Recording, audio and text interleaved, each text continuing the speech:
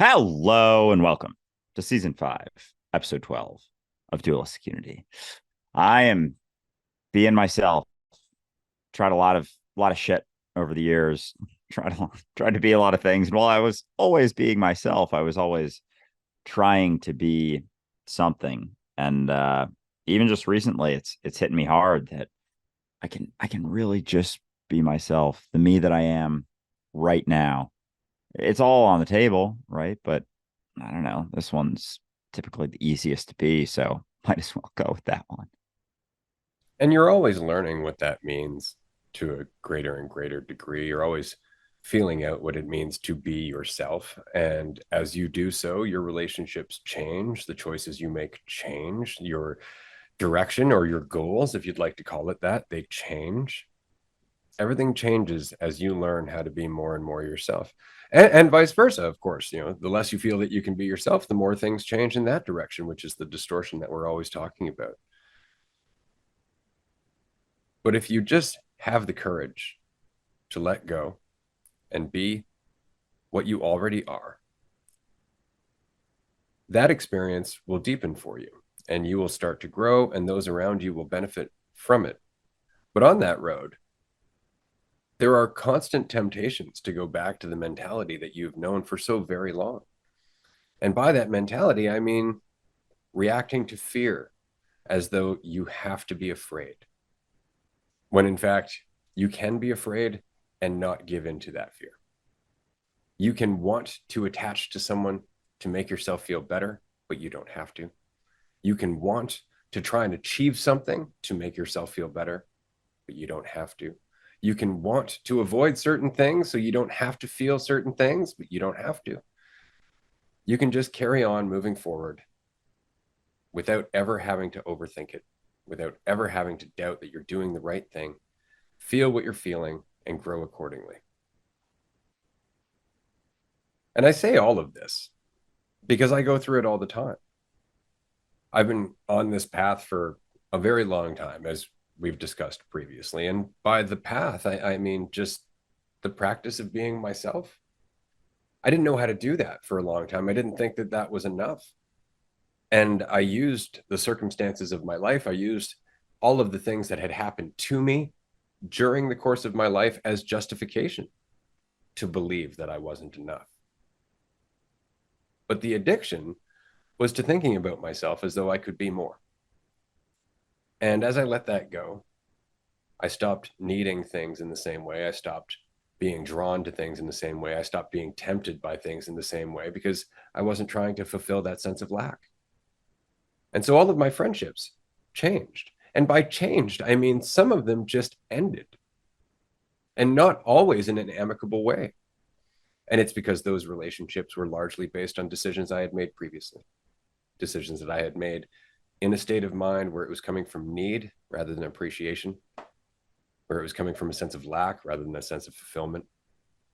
And so a necessary byproduct of my change was my environment changing. And because everybody has the right to try and stay as who they think they are or to try and be something other than what they are, you don't get to determine whether or not people are going to react very well to you just being yourself, to you abandoning the path to being something entirely. Because whether people know it or not, sometimes they will feel abandoned by you just deciding that you're okay the way you are. And that might seem odd at first until you remember that at one point you were invested in that path as well. And so over and over in my life, I have made the choice to not give in to my fear of not being enough, to look at my need or my urge to attach to people, attach to things, attach to concepts, attach to paths, and to recognize that I don't need those. And as I've done that, all of my relationships have changed. I've managed to form better relationships because that need is not there. But those relationships have been formed because I'm not trying to form them. And because of that, there's no fear of them ending. Because I'm okay with them changing, there's no fear of that either. Because often the change that we're afraid of, the change that we're resisting, is just the change in ourselves. We will hold on to certain friendships because, frankly, we're comfortable there. And if we were to change, we might upset the person that we're a friend with. But is that really the concern? Or is it just fear of what the change would mean in your life? Fear that you may have to leave this friend behind, fear that perhaps being with you on your path isn't the best thing for them, that they have a lesson they could learn if you weren't there. These are all lessons that we have to learn and relearn and apply all the time until we recognize that you can just be, and that you've never needed to attach to anyone or anything because you've always been one with everything. That reminds me a lot of the very first video of yours that I ever came across. That recognition that I think it was a 2005 video, that no matter what you're going through, no matter whether you're surrounded by people or, alone in the forest or up on a mountain or swimming out in the ocean, you're alone essentially in your experience. And so it's, I don't know, everything you were just saying just kind of reminds me of that realization, and how much we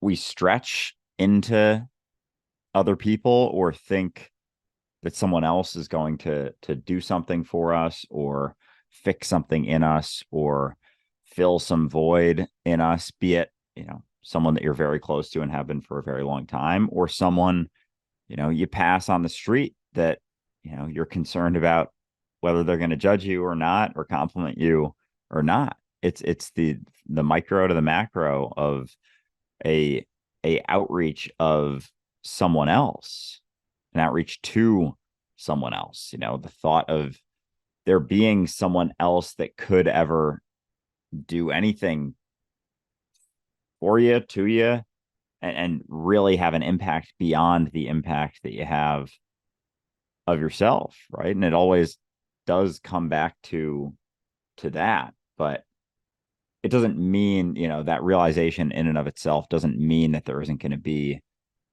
a lot of things and difficulties in that realization. Like that at its core, that recognition that everything you go through is just you, is the depths of what we are. That's digging into the core of what is that experience of being alone together. And so, and even saying together is like, yeah, it's just interesting how much we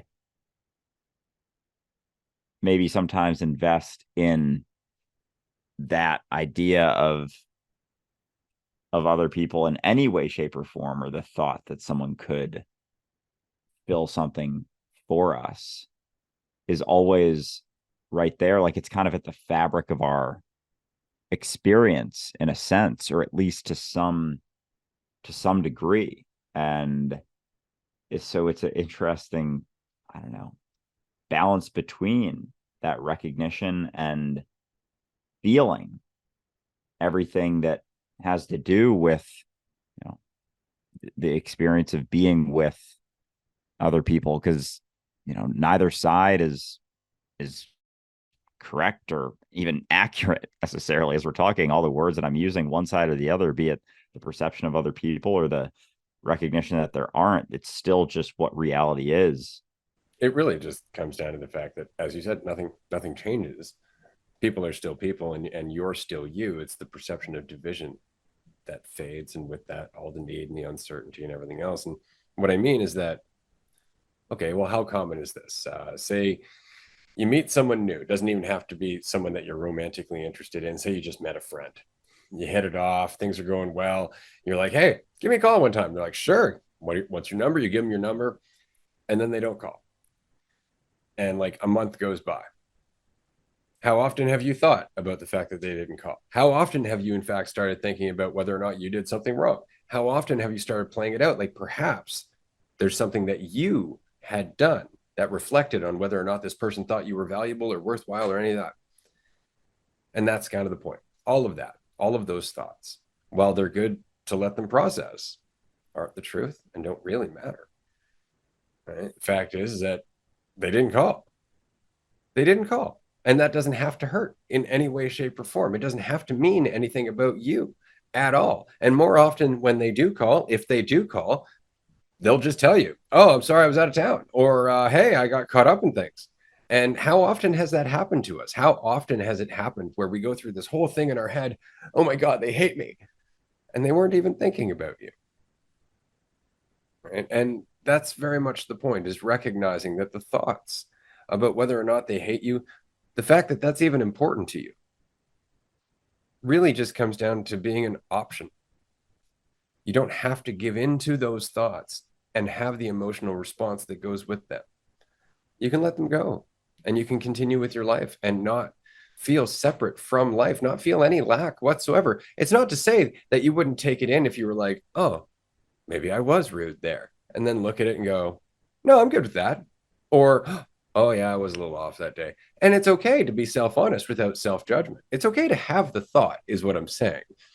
It's just how seriously you take that thought, how much you dwell on it, as if thinking about it is going to change the person's opinion of you. All of that is very much optional, and it doesn't do anything for our relationships. It doesn't do anything for how we interact with one another. It makes it so much more difficult. And it really just comes down to the benefit of being yourself. Being yourself means that you don't need someone to validate you. It means that you don't need someone to remind you that you are lovable and likable and valuable and have potential. Being yourself is just being what you are. And that experience crosses over into everything. And I'm bringing this up specifically because people tend to be under the impression that I don't go through things in my life, because frankly, I still have the same expression on my face that I always have with anything, kind of this nonchalant entertainment with the things that I'm going through for the most part. It's not that I don't get serious about things, it's that I don't get too serious about things because it doesn't fucking help. So anybody who's been listening to the show for the last little while may have noticed that I've said a few times that I'm going through a tough patch in my life. Well, that tough path was the end of my marriage. And I want to make it clear, because a few people have asked, what do I mean by marriage? No, there's no certificate. There's no ceremony. There was none of that. It was a marriage of agreement. And I said that from the very beginning. We are here because we want to be. We are here because we are free to be. And today is enough. But as you have a relationship with people, it is very easy to get attached to that person. And if not attached to the person, attached to their presence, attached to a trajectory that your brain is creating for you about where you might go in the future. And it's very easy to get lost in thinking about that. And then things suddenly change. And then life itself interjects and goes, actually, the path that you thought you were on isn't really the path. Things are changing dramatically under your feet. Where do you want to go? And what's important is to recognize that being yourself means making choices for yourself. Very often we'll make choices for the quote unquote relationship, but that in itself takes away the other person's choice as well. And it's not to say that one person can't choose to go in the same direction as the other.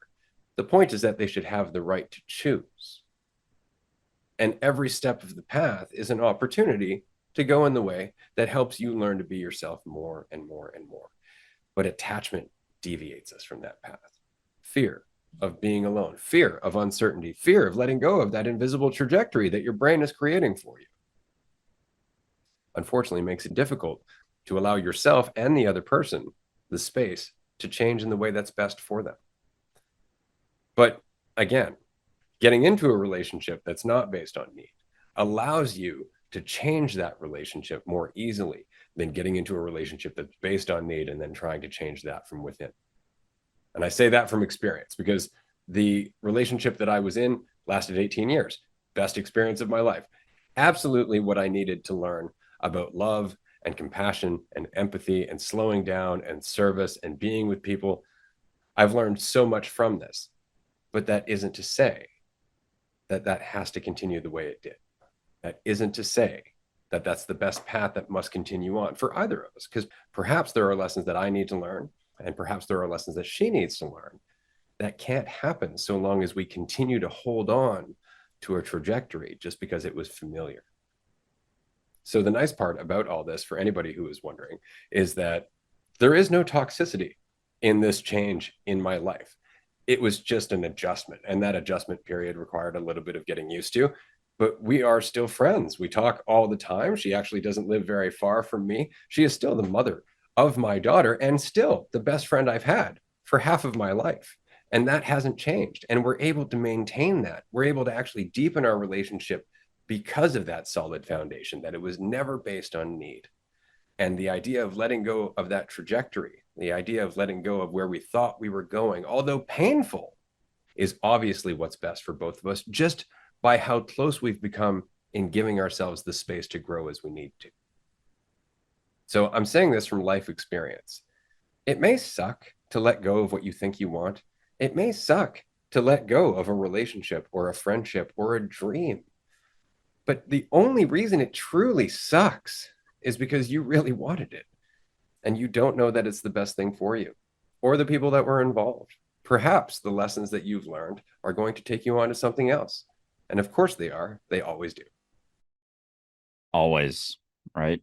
I really appreciate you sharing all of that, Ray. And it's interesting the perspective of, how much the things that we do are reflections from a broader standpoint, societal standpoint, are reflections of our overarching desire for certainty. And when it comes to marriage, the whole till death do us part thing is just, especially when you realize that you don't you don't die when you die, it's like the idea of it having to be the exact period of time that you happen to be here is just such a convoluted way of looking at relationships. Like, you get in it and then you're trapped for the rest of your life, despite the people involved changing.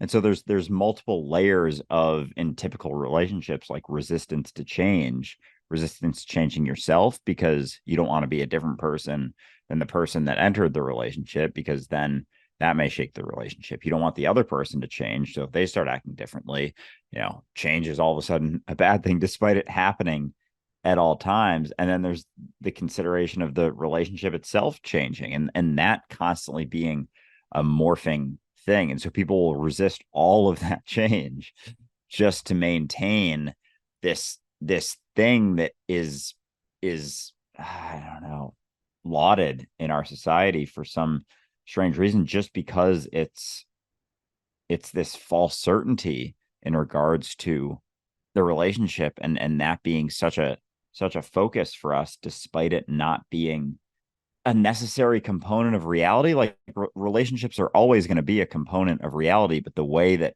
we've kind of structured it is just very interesting. And so I know you went into it with eyes wide open, right? You were fully aware of that, but it doesn't mean that it actually happening doesn't fucking hurt, isn't painful. That's like a component of change, is shifts, and so it's a powerful thing to go through, especially having your eyes open to the reality as you went through it. But it's and I know that you've learned a lot about it and a lot about yourself through it. And so it's another component of your life, another experience that you have the opportunity to learn, and then, the relationship shifts. But the choices, you were mentioning choices that people make, and just relationships in general, how often we make choices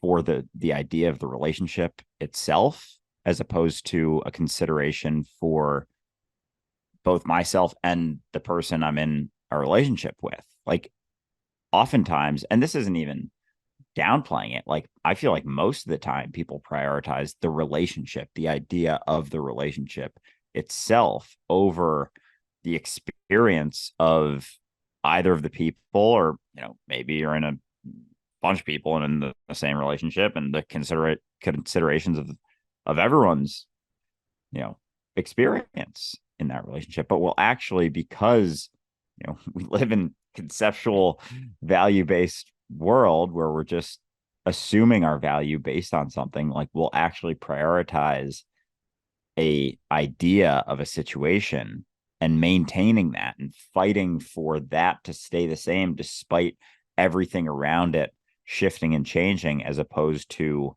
coming back to what's best for the people that not only are in the relationship, but that are the relationship. Like, the idea of the relationship isn't what it is. Like the relationship is a culmination of the two people involved and their entire being. Like the relationship, the idea of it isn't even it. It's just the experiences of the people involved that make the relationship what it is. And so as those shift, inevitably the relationship shifts in some way, shape, or form. And there's just a lot of fear in our world right now that's resistant to change because we don't have faith in ourselves. When things change, it means that new things are going to start happening. And that's what we're afraid of. We're just afraid of the new stuff happening as opposed to just being willing to see that as an opportunity and a continued, exploration of ourself, which is, yeah, cool to see that you're doing that. Well, it's funny because all of your triggers pop up, but all of your triggers pop up with every major change in your life. Like the end of a relationship, the end of a long-term relationship is very much like mourning somebody's passing on, right? Like it's a change to your entire life. It's a fundamental change to your day in and day out experience that you cannot go back from, right? And so in that, you find the same temptations that you always do: to judge yourself, to judge the other people involved, to feel sorry for yourself, to think that there's got to be some way that I got to make this better. Like all of this, it always pops up. And the point is to just relax and calm down and look at those triggers for what they are, right? Like relationships are a perfect example. And again, I'm super grateful for the relationship that I've had with Melissa up until this point and going forward, simply because there was a lot of toxicity that never really came into play. And what I mean is, relationships are often based on need. It's the reason that we have such high teenage pregnancy rates, and it's the reason that divorce is so high. People get into a relationship because they're looking for something, and that something is a cessation of their pain, a cessation of their sense of lack, and they look for that through the validation of someone else. And so immediately there's pressure in that relationship. Immediately there's an image of that other person. Immediately there's all of this distortion that goes into the relationship. And it's because the relationship was based on need, on a sense of lack, on you not being yourself and not being fulfilled as such. And relationships like that never work. They always end up with a certain degree of toxicity. And if the people stick it out, that relationship ends up being either ugly or they never talk. And so going through this recently, that popped up immediately. You're like, oh my God, I'm a failure because the relationship is ending. But the relationship isn't ending. And even if it did, that doesn't mean it's a failure, right? The relationship is changing because the relationship is with myself in the same way her relationship is with herself. And we're being honest with ourselves about the changes that are happening. And so there's no need to fear failure, because failure implies that there was supposed to be some end result, that there was supposed to be some set point that we would reach.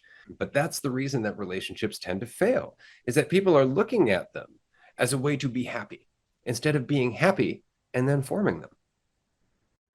Oh man, and anytime we're looking to something to be happy, like passing off the responsibility for my joy and my happiness, there's going to be a prioritization of that. Despite, and it's so interesting how it's like you go into it, you're prioritizing that situation because there's this assumption that that's where it comes from.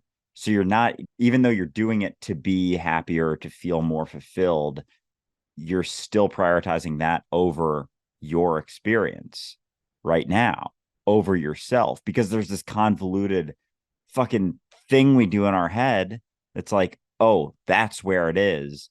And then we just lock in on that. We just lock in on that thing. Like, my happiness can't come until I go to this school. My happiness can't come until this person likes me. My happiness can't come until I become VP at my company. What my happiness can't come until my bank account says $10 million or whatever it is. And so there's the prioritization of that. And then once you get it, there's like the defense of that at all costs. Cause and like, why the fuck is that? Like, do we just not think that it could possibly come from us? So it must come from something else. And therefore we just because there's like an underlying assumption that it can't come from us. So we don't even consider it. It's like not even in the realm of possibilities. So we look at something else. We look to something else and just focus in on that. And, when someone's like, well, that's not necessarily going to do it. Did that work out for you? They're like, oh, well, it didn't work out there. So it must be something else. And they just look for something else because they don't realize that it has to come from them because they're seeing themselves as this thing that's a idea in their head. So like happiness can't come from that idea. That idea is being built upon the things that I'm striving for. My idea is being built upon all of those things. So I'm not even anything besides all of the things that I have. So how could my happiness come from anything that's me? Because I'm nothing without all of them. Because we think we are an idea. And like it's all like, I don't know. It seems like it's all just based on that fundamental misunderstanding. Well, because it sounds really hard, right? I have this idea of myself that my value is something that needs to be built. Therefore, I can't consistently decide that I have value. I need some reason to justify that decision, which is funny because if you think about it, I'm still making the decision. I'm just using justification. I'm still deciding I have value. I'm just using justification. And depending on how you feel about yourself, it's either enough or it's not enough. And that's the problem with justifying whether or not you think you have value, is that it's really an invisible measuring stick. You can keep lifting it or lowering it based on your preferences, based on on how you feel, and therefore it doesn't really exist.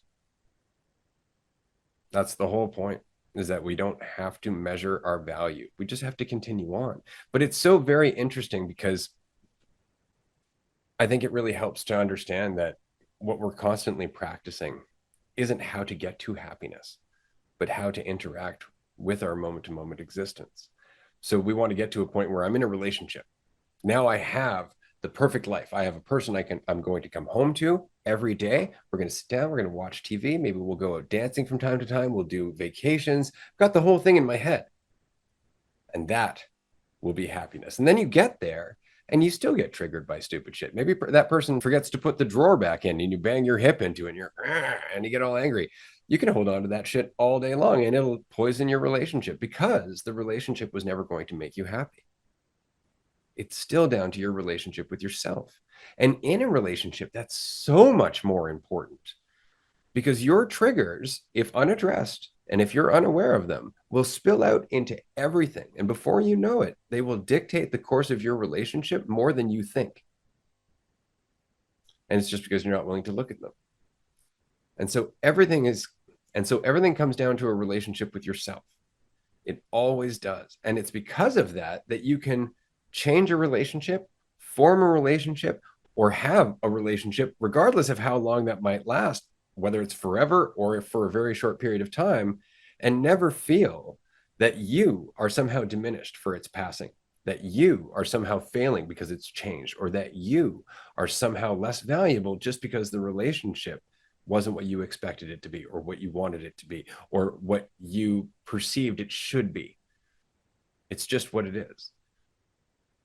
And that gives you an opportunity to be yourself or not.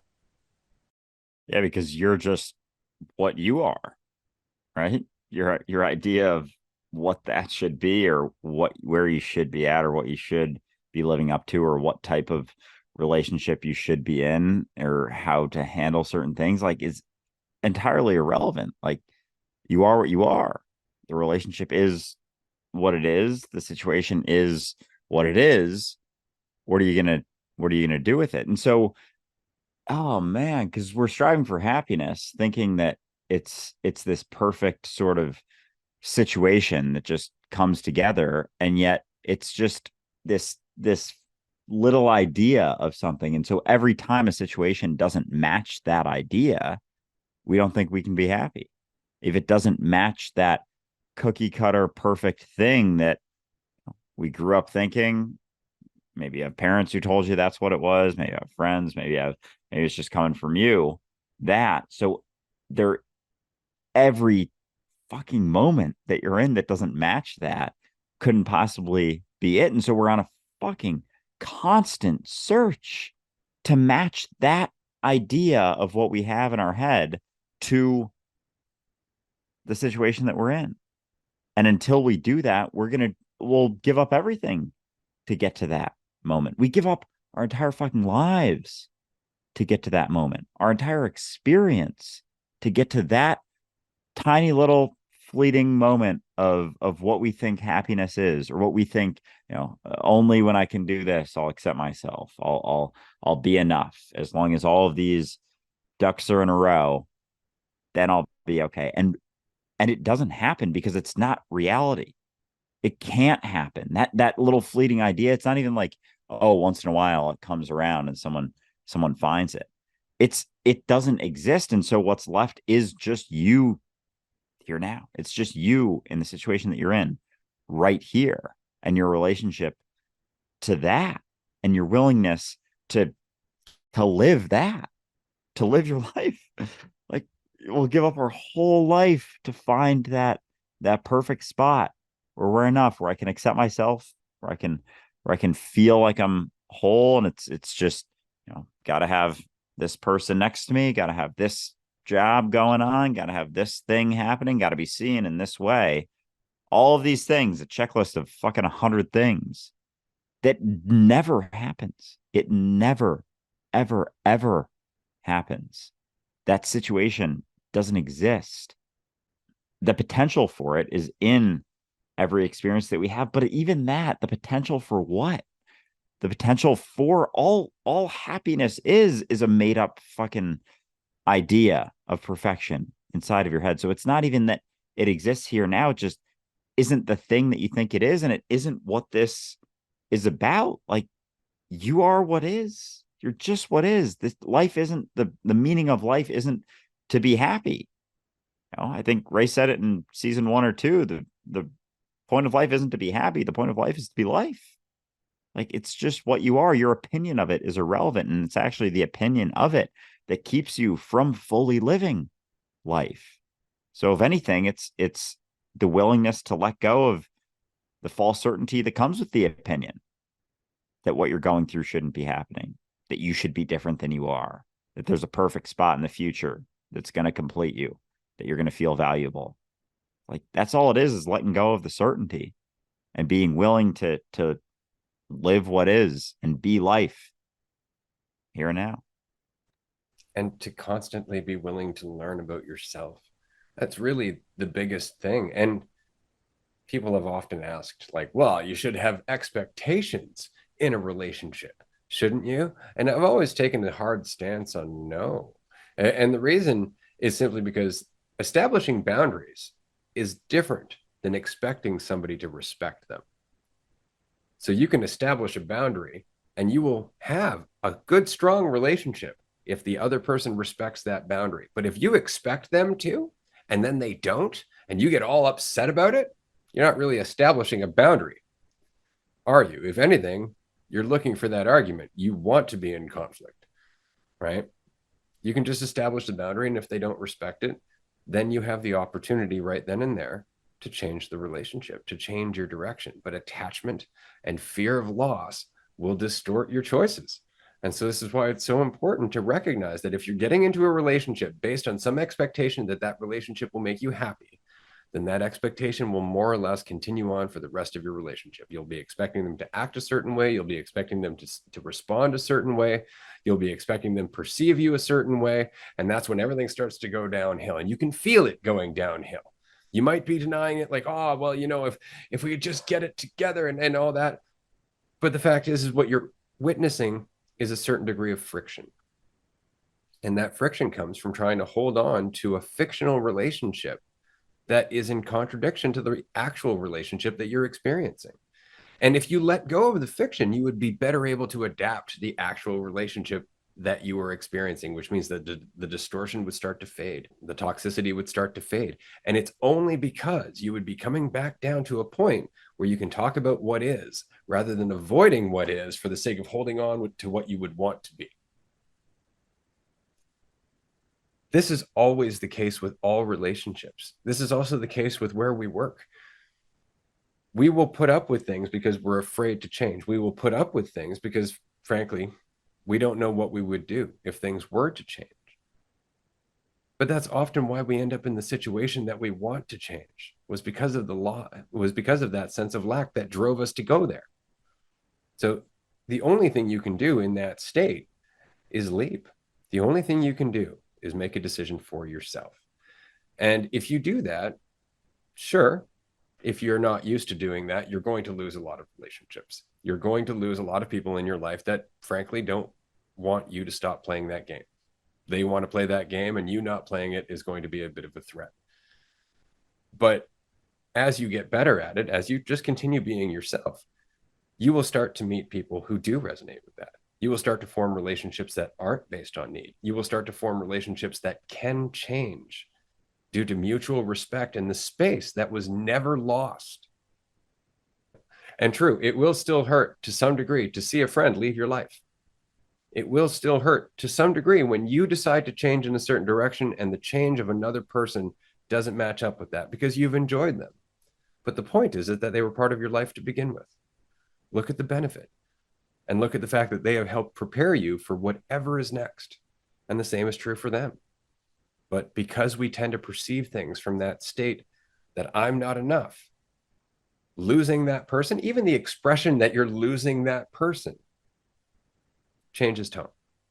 Well said. And we have such a aversion to pain too, like the idea that certain things shouldn't hurt. Like that's just another idea of what something should or shouldn't be. Like something changing, something ending, there's going to be discomfort, there's going to be pain that you go through. Like I find it so interesting how many people I hear talk about things like, oh, well, it's gonna hurt, it's gonna be painful, it's gonna be difficult. And like whoever said that that wasn't a part of this experience, whoever said that wasn't a massive component of the spectrum of experiences that we go through. And sometimes making the leap into something new, there's a lot of pain that can come with it. But and something else I feel like, there's sometimes questions about when it comes to relationships is the idea of, oh, well, if I'm letting go of my preferences, like how far do I let them go? And how far do I, you know, where do I find the line between me holding on to my preferences and me letting things go and like, going with the flow in the relationship? And I think, at least from my perspective, like there is no should with it. So it's not really about, oh, well, you should let go of all of your preferences and let this other person, I don't know, walk all over you or something. It's like there's no should with that, and there's no shouldn't when it comes to the other side of standing your ground with certain preferences. Like we so badly want a fucking rule book. Like, oh, so all I have to do is let go of X number of preferences, and then they'll stick around, and then things will work out. And if they don't, yeah, 5 preferences. And if they don't, then it's on me to make a shift or something. And it's like, no, there's no fucking guideline. There's no manual. There's no rule book. There's no should.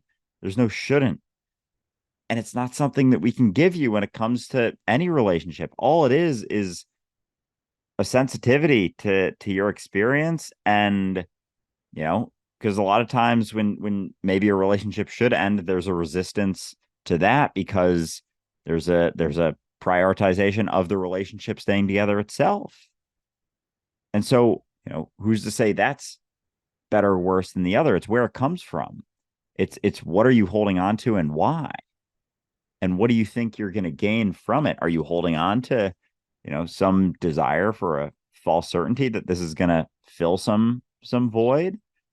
If that's the case, it's like, be aware of that and just be aware of where those things are coming from. But there's no should or shouldn't. There's no objectively correct way to handle any relationship, which even as I'm saying that, I'm kind of like, I really want there to be. Like I really fucking want there to be just something to follow that'll get there, but there isn't. And that's really where you start to feel more empowered, is that there is no rule book outside of you. Like you're the one who's the best one for every job that you come into, every situation that you come into, every choice that you have to make.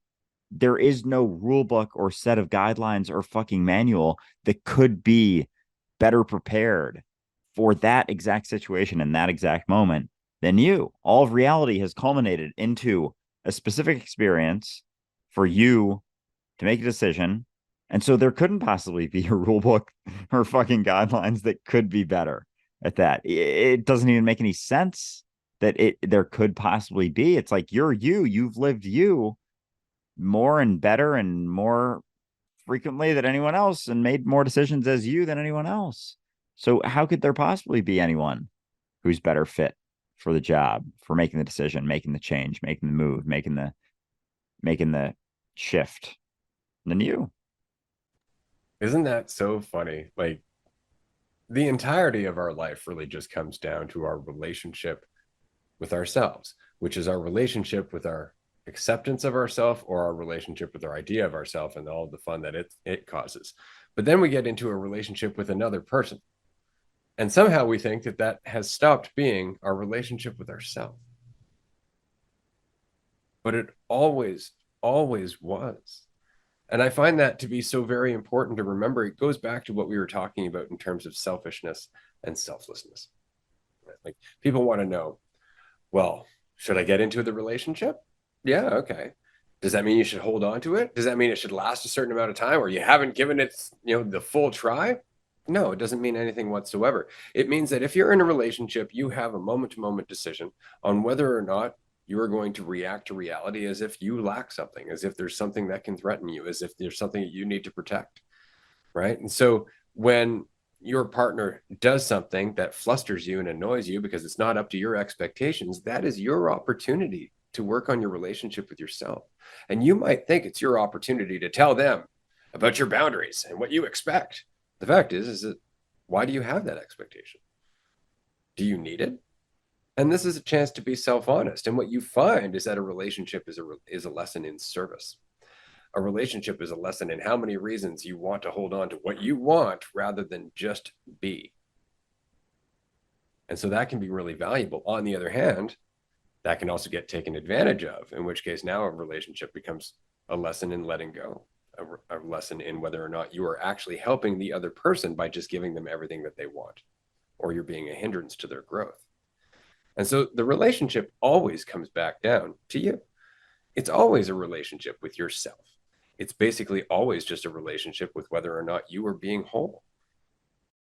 And that's where both extremes come into play, right? It's on the one side complete and total freedom through that responsibility, but also complete and total responsibility for everything. And so it's both not only the ability to respond in any way, shape, or form that you would like to, but also the responsibility for everything that you're going through. Like it's funny how I feel like I basically just said the same thing, but it's the realization that it's on you, that it's all on you, not necessarily what's going on. Because I think, you know, someone may hear that and think, oh, control, like I should know what's happening and have everything figured out. And it's not that at all. It's the realization that it's already you happening. It's already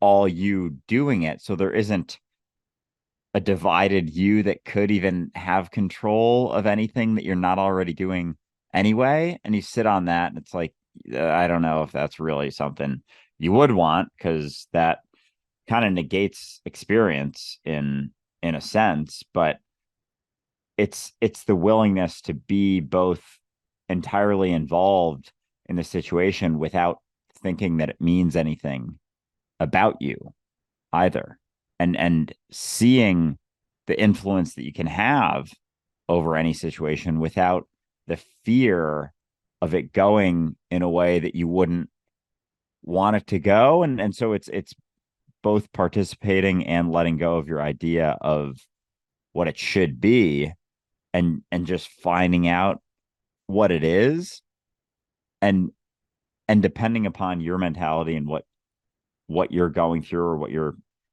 willing to let go of as you go through it, that situation will inevitably change according to whatever mentality is being embodied in that situation.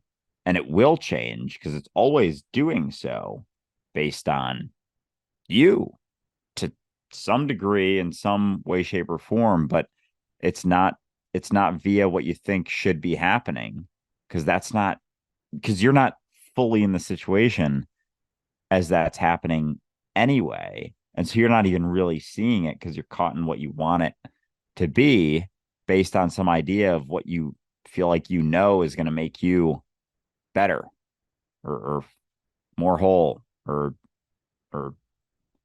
more valuable or whatever. And it's all just assumption. So it's like to actually be involved in the situation, you have to let go of your idea of what it should be. And be completely responsible for how you respond to it, moment to moment to moment to moment. Right. But how often in a relationship do we say, oh, I'm having a bad day because my partner did this and this and this, as opposed to, this is what happened and I'm choosing not to let that bother me. Right. And just understanding where it comes from and making a decision accordingly. But it's very often the case that we get upset and resentful. And it's because of our own expectations. It's because of our own needs, which often we bring into the relationship because we bring it into everything. We bring it into the decisions we make in terms of where we want to work. We bring it into the decisions we make in terms of what we want to wear. Right. It always comes back down to our relationship with ourselves. If I don't feel like enough, I'm going to make decisions that make me feel like I'm more. Right. And that is true in relationships. And what a terrible responsibility to put on the other person. Right. But the point is that if you find yourself in that relationship, if you find yourself, say, 5 years into a relationship where you're like, oh, wow, we've really ended up in this place where we're not communicating and there's a lot of expectation, you can just bring that up. But we don't. We don't because we're afraid it's the end of the relationship. Like that somehow was the point. The point of your relationship is you and the lessons that you learn about yourself and the life that you can continue to lead afterwards. Right. And the same is true for the other person. What a terrible shame to make two people suffer just because they're afraid to let go. When both of those people could learn from the experience and in letting go, grow and find themselves learning new things that will lead to the next relationship. And I think this is the reason that it's so important to not rush into romantic relationships. But we do, and we do because it's everywhere around us. Once you have someone who loves you, you're set for the rest of your life, right? What is the problem with just making friends? What is the problem with seeing someone without necessarily tying yourself to their hip immediately, right? Because often breakups happen because we do that shit too quickly. And we do that shit too quickly because we think the commitment to the relationship is what's going to make it work, rather than the commitment to your own growth, which means authenticity, vulnerability, expression. And that is what leads to you being able to embody the love that you feel for yourself and reflect it onto the person that you're with and everyone you're with. Right. But as we've said numerous times, including in our dating and relationships workshop, the need is what kills the relationship because the need is reflective of the relationship you have with yourself. And until you are whole and fulfilled in yourself, and that relationship is one of ease and acceptance, everything reflects that. But that said, in that state, you can have a relationship and maybe it'll last for a long time. Maybe it'll change. Maybe it'll become romantic. Maybe it will stay a friendship. Maybe you'll move apart and talk to each other every 10 years. Who knows? But the point is that without the need, there is no reason to lash out and vilify the other party.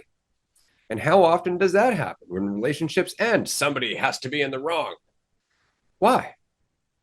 Because you feel hurt? Perhaps you feel hurt because of the expectations you went into the relationship with, because there are certain decisions that you made that now you're beating yourself up for. And you don't have to. That's the point. You can learn from them. And that will inform the next relationships that you experience. Right? But it just comes down to recognizing that it was always a relationship with yourself. And it still is. And if it's ending and you're looking at the other person, blaming them, stop, look at it, understand. There's no blame. Change happens. Perhaps it became toxic because you put off that change for too long. Change is going to happen regardless. You can try and run from it, or you can accept it, but you'll run from it if you're afraid of it. Yeah, and I find it very interesting how backwards it is too. Like the recognition going into a relationship that you can just be yourself. Like you can just be yourself.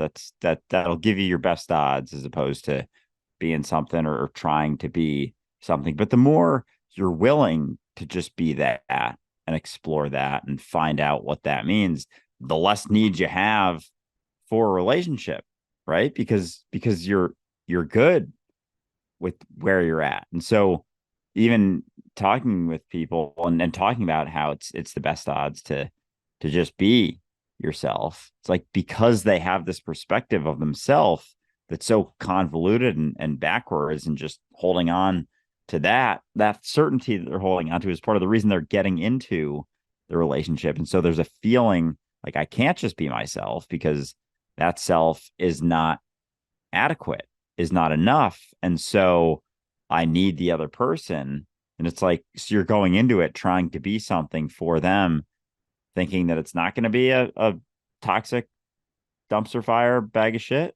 Like, of course it will be. But then it's funny how it goes hand in hand, how when you start being willing to just be yourself, or at least let go of the certainty that what you think you are is what you are, and be willing to be uncertain, be willing to continue to explore and see what you're capable of, you start finding that there isn't so much need behind that. And then relationships are totally different. You go into relationships with your eyes wide open, still prioritizing you and your experience. And so when they do come around, it's it's not this like crazy, oh, I hope this is it. I hope this is the one, with pressure the moment that you sit down at your first date. It's like, holy fuck. Even just thinking at our like thinking about our whole society, how that is like a massive focus. Like it's one of the biggest things that we collectively focus on. There's nations that have gone so far as to have arranged marriages. There's certain, or maybe it's more religion specific, to have arranged marriages, to just take that false certainty just a step further. It's not that you're going to stay together forever. It's we're going to come together and choose to ensure that you have someone that you can be with forever, so that we can be certain that our child has someone with them and they're set and they're good. Like we've taken that need to such an extreme that, I mean, some societies, they don't even give people room to breathe as they're growing up to find out that they're okay just being them. It's like this crazy reinforced mentality that you're not enough. You need this person. You know, we hear it on the Hallmark cards, like you complete me, like just reinforcing that I'm not complete on my own, that I'm half, like 50% valuable until then, or 10%. And you know, they have the other person feeling 90%. And that's not uncommon, I don't think. But just how, I don't know, just how the fuck did we get to the point that we think that that is the answer, and that will do the thing that we think it will, despite it right in front of our face falling apart, right in front of our face, seeing people who stay in relationships their entire lives and are miserable. And a lot of people, they're not necessarily miserable, but they're they're kind of just feeling stuck. Like, this is, I can't leave this because there's all of these other implications. There's just so many moving parts and like weight to behind this need to be in a relationship, stay in a relationship, maintain a relationship, always be in one, always be seen as something by someone. Because, and it's all just because we don't see it in ourselves, whether we're born into a society or a situation that reinforces it to ourselves, or we're doing it to ourselves, same exact thing. And I know it's just the cycle of it, but it's that misunderstanding that you're something that can gain or lose value. that creates so much fucking half-ass backwards toxicity. It's mind-blowing that it's so normalized to the point that like strangers will, if you're older and not married or with someone, be like, oh, like what's that? Like I've seen that straight up strangers ask someone who's not in a relationship, like, what happened? And like, what the fuck? It's like people asking when someone doesn't drink why they don't drink, and like that's a weird thing. It's so wild, but again, it's just stemming from their own insecurity and their own judgment that would happen if they weren't in it, or need to see themselves in the decisions they make because maybe they sacrificed a fuckload to be in a relationship and sacrifice their entire life and their entire happiness. So they need to make sure that, someone else, if they're not in one and aren't sacrificing all of that, that they're definitely not happy. I'm going to make sure, and I'm going to try and make them less happy by judging them and really bringing them down. It's like, oh man, such a crazy and sad and fucking just weird spot to be in. Well, and it's profitable. I mean, it really helps to remember that, the revenue from Valentine's Day in the US alone is over $20 billion in a year. Like that's a hell of a profitable reason to start printing cards of I need you, I love you, please be in my life. Right. And that messaging is everywhere. I mean, we have had this archaic notion of marriage for a very long time. And a lot of that stemmed from religion and fear and attachment and all of that fun stuff. And let's not forget ownership at one point. That always is important to remember. But we have this collective idea that the point of life is to grow up and get married and have a child. And because most of our culture is really, really fixated on identity and the sense of lack that goes with it, it's become kind of a generational habit now, to the point where people get together, have a baby, split up, get together with somebody else, have another baby, split up, get together with somebody else, have another baby, maybe two, then split up. And the whole reason is because, well, that's what you're supposed to do, right? You're supposed to meet somebody and have a baby, and that's what makes the relationship work. But because the relationship was never with yourself, then you're constantly walking into an expectation that can never actually be met.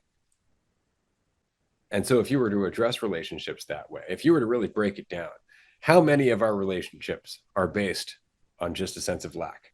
And how much of that sense of lack is based on the culture reminding us that you are what you think you are? And that is something that you must measure up to your assumptions of other people and evaluate and analyze and keep track of. And so all of that. And so all of a sudden now you have men around you going, got to have women, got to get those women after you. Otherwise, you're not a man. You don't have this experience, blah, blah, blah, blah, blah. Okay, let's get rid of all that. Let's get rid of all of that pressure, all of that idea that you must do something, that you must have somebody, that you must be something other than yourself, and map it out over a couple of thousand years.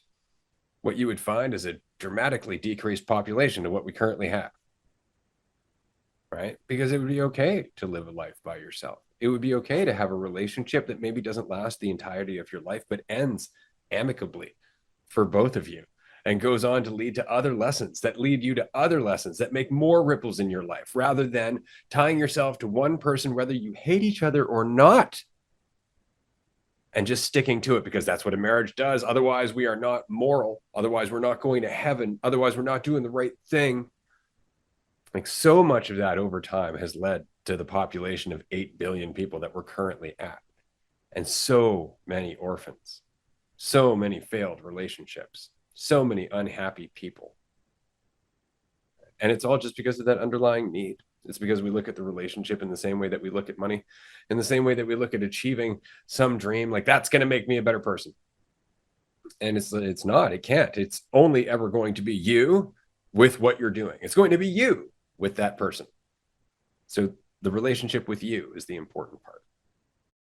Always. And the fact that, oh man, the fact that, because I think about, relationships, and I haven't been in a serious one in about 2 years now, but I don't know, and maybe my thoughts will change, and I know I'm still young, but I don't know, like, who's saying that I can't just live my whole life by myself the whole time, and like, maybe have some relationships, maybe never have kids, maybe have, I don't know, fucking 10 5-year relationships for the rest of my life. And Orgies. like, and orgy. Exactly.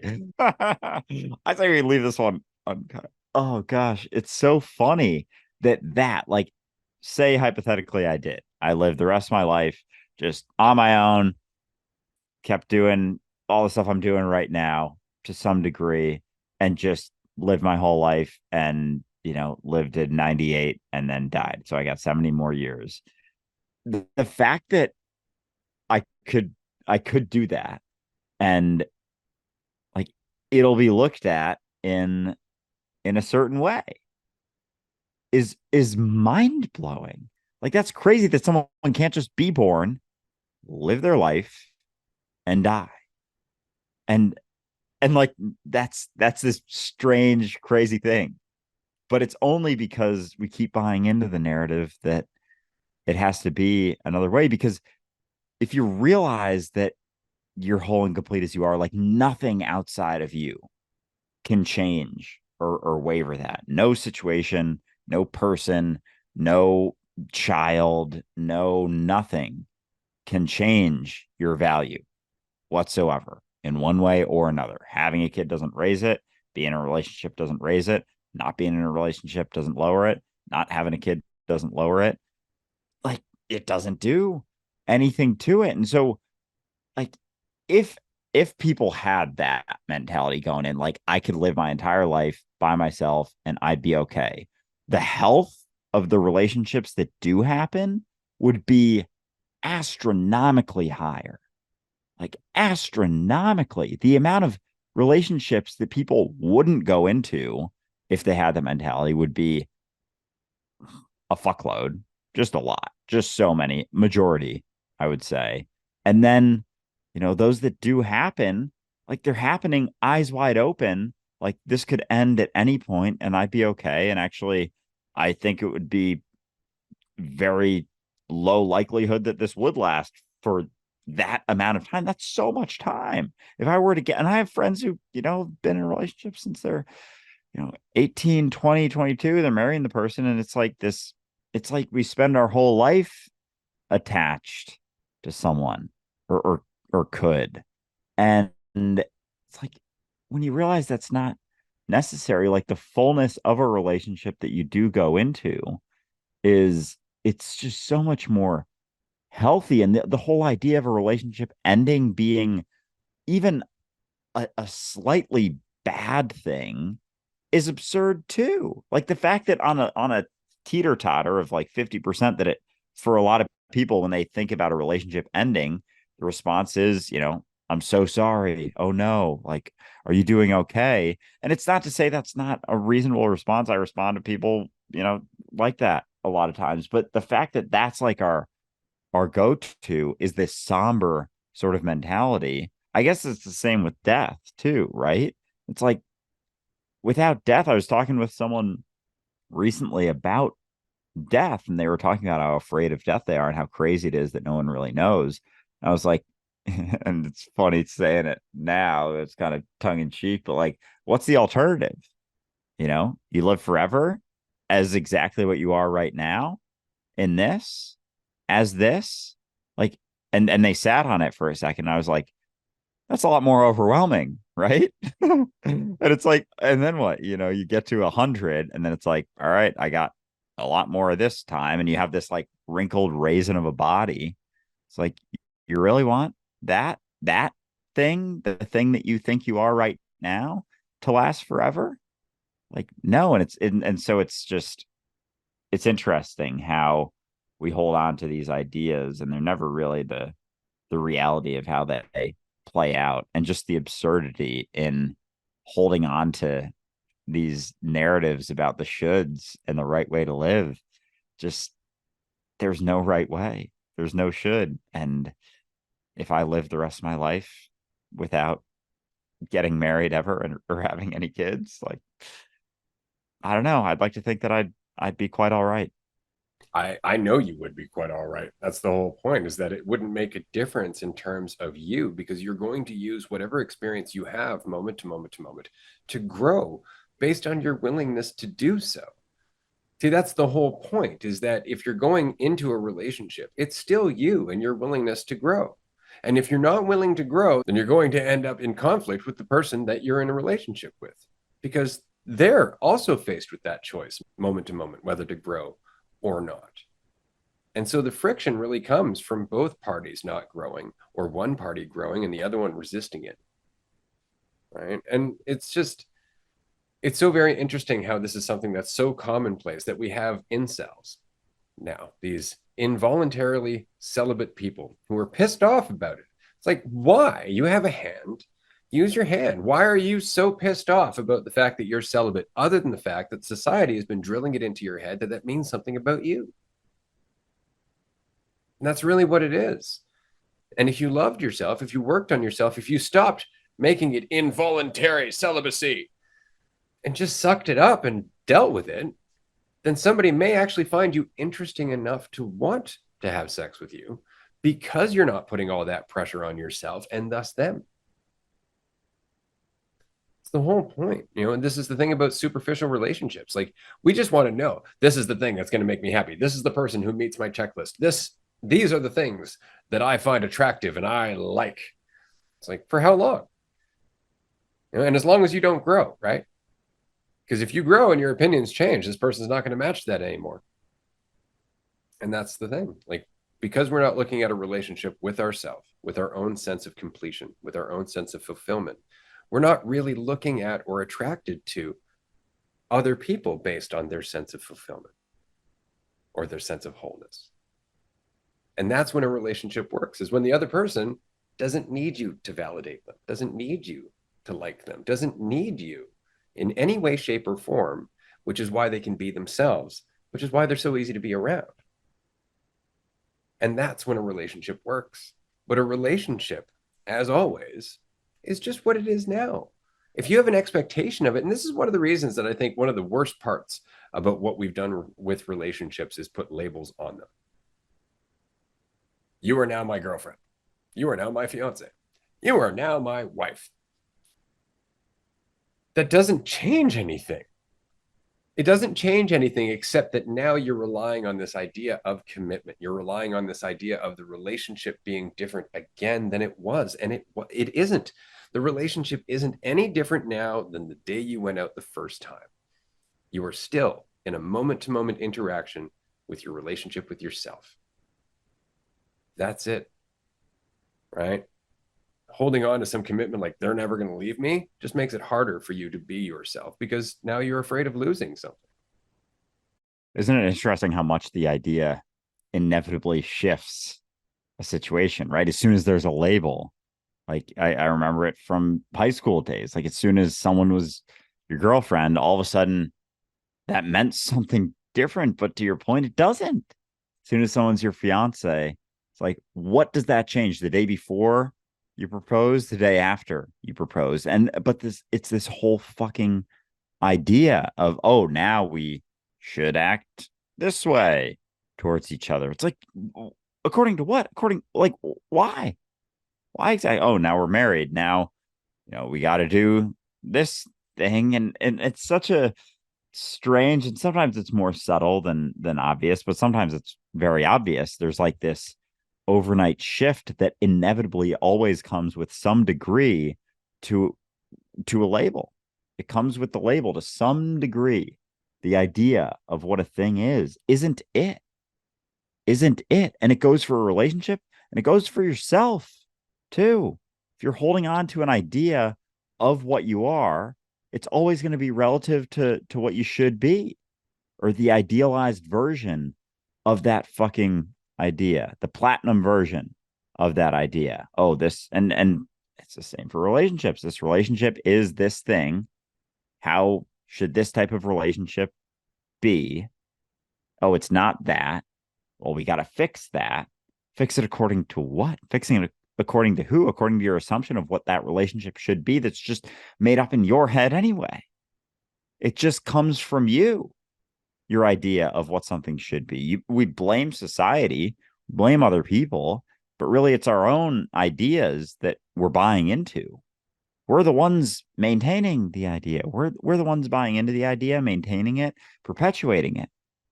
be it of the relationship, of how other people should be, of how we should be. It's like there's no fucking should. And you don't have to label every fucking thing in a certain way just so you can be more sure of what that thing is or what you have. Or now I can point to it. Now I can own it. Now I can feel like I've checked that box. And it's never going to be what you think it is anyway. So I don't know. Think about at least holding on to those labels loosely, because it's not the label. It's not the label anyway. And I know for anybody listening, if you're in a relationship and you're thinking to yourself, wow, this is all really resonating, I do have to actually make a change. This isn't what's best for me or my partner. I know this deep down, but we have this child. It can be really tempting to think to yourself, well, we'll just hold off. We won't do it because we wouldn't want the child to be hurt. I say this as a parent who just went through this, who has a child. Not being honest with yourself, not being yourself, and any parent is going to know this if they're honest with themselves, teaches your kid not to be themselves. And though we may think that we are sparing them some heartache, and to some degree you might be, fact is you're prolonging the heartache, because it's not like your kid isn't aware that you're unhappy. It's not like your child is not aware of the relationship dynamic. Even if they can't logically put it into words or conceptually describe it, they can still feel it. It's still under the surface. And the only thing that you can do in being honest, the only thing that you can do in having the bravery and the courage and the self-awareness to step up and say, something's got to change. Nobody's fault. Let's just recognize where we're at and make a change for everybody's best interest. It teaches your kid that they can do that, regardless of the fallout. The fact is they have the freedom to just take their life, look at it, and change it. That's really important to teach your kids, because right now what we're often teaching our kids is just get into a relationship. I'm in my third marriage, but if yours fails, just find another person. And it teaches them almost nothing about the fact that a relationship is a sublime opportunity to learn about yourself.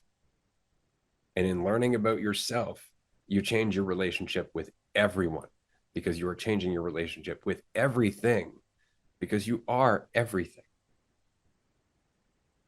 But as long as you're operating from a sense of lack, a sense of need, a sense that you have to be something or have something or achieve something or have someone validate you, everything that you do is going to cause more distortion and more suffering.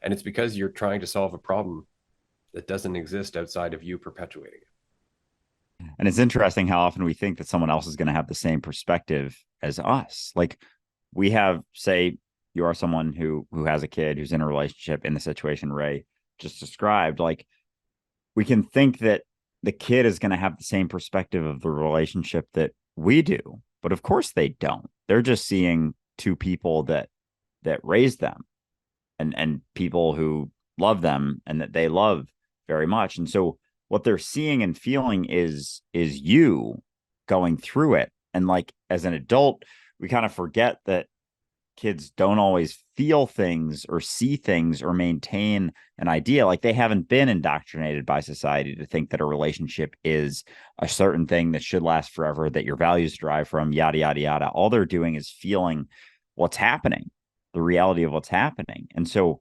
you being willing to step into change, if you're in that situation, is just showing them that it's okay to step into change and to make shifts and make changes and let go of certain situations. But because people do, and I hear it so often with parents, like stay together for the kids, stick together for the kids, right? Despite the reality of the relationship being a absolute fucking toxic bonfire, like still stay together. And it's like the kids don't even recognize the relationship in the same way you do. It's just you're just doing it for yourself at that point. It's just a selfish endeavor. And it's like we will use a kid as an excuse to maintain it, like, oh, we gotta do it, gotta looking out for the kid. But like they feel the reality of the situation right now. And they're feeling everything that you're doing in trying to maintain this fictitious thing. So they don't have the same idea of what a relationship is or should be as the adults going through it. And so the best thing you can do is act according to, prioritizing the experience itself, prioritizing yourself at the end of the day, the well-being of the situation at hand, not your idea of what you think the situation should be, because the kids are going to feel that a lot more than they think about, oh no, this relationship that they said was going to last forever isn't lasting forever. Like I can't say with absolute certainty, but I feel like that's a lot further from what the kid is actually feeling in those situations, especially the ones where people are staying together just, you know, for the kids. And I think this largely goes back to what we've been saying this entire time, that because it's a relationship with yourself, it changes everything that you do. And with your children, especially, that is what you want to teach them. You want to teach them that they can be themselves, that they don't need a partner, that they don't need to settle for a toxic relationship, that they don't need to get out there and find somebody who validates them in order to be happy. Because in teaching them that they don't need to do those things, then they will have a very different life than many other people out there who currently think they do. And a lot of our relationships come down to just the lack that we feel in ourselves. Because if I don't feel like enough, I'm going to go towards anything that makes me feel like more. This is where a lot of our codependence comes from, right? And again, I want to mention to everybody, because I've been in a marriage for 18 years and that marriage has come to an end. It's no longer the relationship that it was. I live with my daughter. She lives on her own. We see each other. We do all of that. But the fact is that the relationship has now just become more or less a friendship. And that's just a label again. But the fact is that that wouldn't have been possible had I dwelled upon the hurt, had I judged myself as a failure, had I not put had I not put everything I had into the relationship every step of the way. I would have beat myself up. Maybe I could have done more. Maybe I could have made it different, all of that stuff. And because I didn't do those things, the relationship can continue to grow. I can continue to grow. And it's just because why would I do those things outside of this fiction of myself? I can put that down. I can put all of the pain that goes with that fiction down. And what I find is that life is beautiful and changing and full of potential for me and everybody that I'm involved with, so long as I don't hold on to them and keep them in place just because I'm afraid. Well said. Allowing it to play out. And I think that's a fantastic spot to wrap up this episode. This has been a lot of fun, kind of unexpected relationship deep dive, but I think perfectly appropriate to everything that's happening with everything that both of us are going through. And I know a lot of people in the community, based on the discussions we've been having, are going through as well. So this has been a lot of fun, and it's powerful, the recognition that all you need is you, and those who come in and out of your life can just be appreciated. They don't need to be needed. They don't need to be necessarily sought after, or your happiness and joy and peace and whatever ability to fully experience your life doesn't have to be kept at bay until that perfect thing happens, because that perfect thing doesn't exist. It's just about seeing where you're at, being where you're at here and now, and the willingness to step into that change without quite so much fear, and just willingness to do so with a little bit less concern as you go through it. And that lack of concern really does create less friction. And as you move forward, you start realizing that change does not have to be as difficult as you've perceived it to be. That a large part of the difficulty that you've been perceiving change to be has been your resistance to it, or your need for it to go a certain way, or your expectations. And so the more you let that go, the more change is just what it is. And you're left with your ability to make the most of it. And as long as you don't tell yourself you can't, you will always find a way to make the most of it. So thank you everyone for joining us for this episode. We really appreciate you being here. If you'd like to discuss this in more detail, definitely join us on Patreon, because we all go through this. Relationship is a big part of our existence. It's just that we tend to think it's a relationship with someone else or something else instead of a relationship with ourselves. So I am very grateful for this community, because it is built of people who are forming a relationship or getting a greater sensitivity for the relationship that they have with themselves. Thanks for being you. We'll see you next time. Bye, everyone.